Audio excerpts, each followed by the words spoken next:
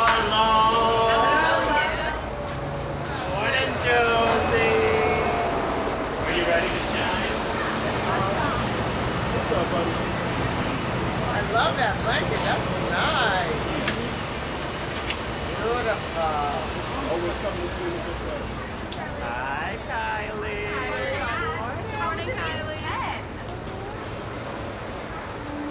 There isn't a feature that was designed for our students that doesn't benefit everybody. Disability inclusion was the premise, and how to get there was the journey. To find the kind of architecture of equity, you have to think about how the space can kind of convert those ideas, those beliefs of dignity into physical space. And for us, that meant starting by designing from the student out. Research was embedded in this process from the start and helped inform every decision along the way. You need a design team who's going to be ready to respond, to react. You need to have, a city that is going to listen really thoughtfully and say, okay, we hear you, and this is important, and how are we going to bring this in? And then you need the staff to feel like they have a stake in it. Nobody washes a rental car. This is their home. And so I think it's important for us to empower all of these different players to really work together to get to a final product like this. Music room, art room, cafeteria, gymnasium, classroom spaces that work, hallways that students can pass by each other, elevators that allow students to transition between classrooms. Those are the basic things that our students deserve that we would expect and not even think twice about in another school setting.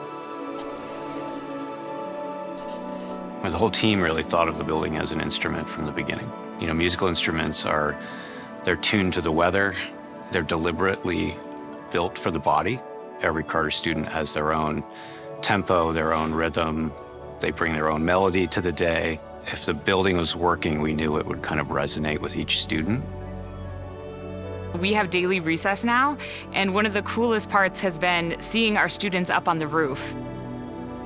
There's the soccer field going on down below. There's the train going by. They're in their own city, but in this safe, beautiful space where they can enjoy a story together in the sunshine and then kind of regroup, regather themselves, and then go back to class.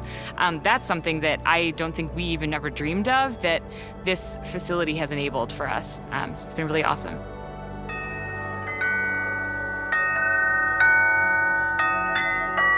On the rooftop, there's a little spot that's like a trampoline, being able to just feel the gravity of your chair going down and then going back up.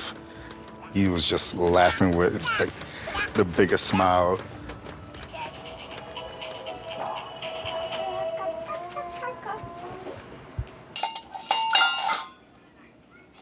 We came to the understanding that building can't just be about isolation. It actually has to be about heightening their experience as well. So there are moments where we block the sound of the train and we insulate the classroom environment. And then there are moments where students might come across a place in the corridor that they love that awakens them and brings them alive during the day and brings them joy by watching the trains go by.